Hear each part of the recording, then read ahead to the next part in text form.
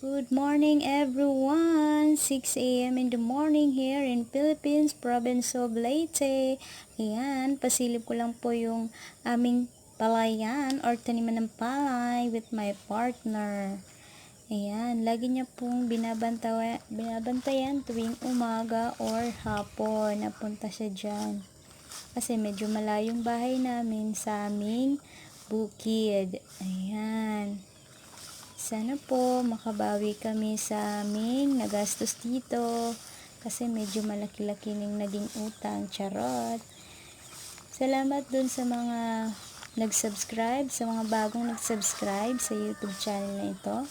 Thank you and God bless. Sana po mas meron pa pong mag-subscribe para naman mas very happy at mas galingan ko pa, charot. Thank you, God bless.